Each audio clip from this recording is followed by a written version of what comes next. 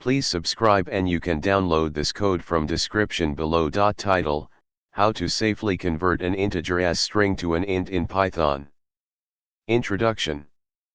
Converting a string that represents an integer to an actual integer in Python is a common operation. However, this seemingly simple task can lead to exceptions if not done carefully. In this tutorial, we'll explore how to safely convert an integer as string to an integer in Python, avoiding exceptions, and we'll provide code examples to illustrate the process. One of the most common ways to safely convert a string to an integer is by using a try-except block. This approach allows you to catch exceptions that may occur during the conversion and handle them gracefully. Here's how to do it. In this example, we use the int function to attempt the conversion, and if a value error exception is raised, indicating an invalid integer as string, we handle it with the except block.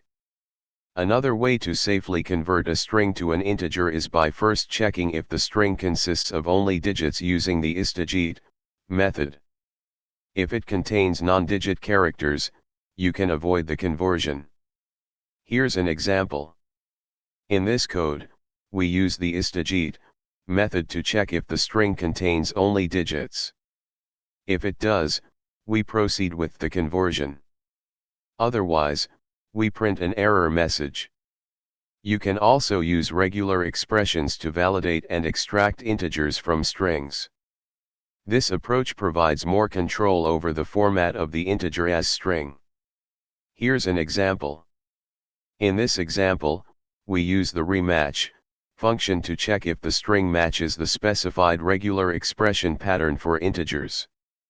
Converting an integer as string to an integer in Python can be done safely by using try-except blocks, checking if the string consists of only digits, or using regular expressions to validate the input. These methods allow you to gracefully handle invalid inputs and avoid exceptions in your code.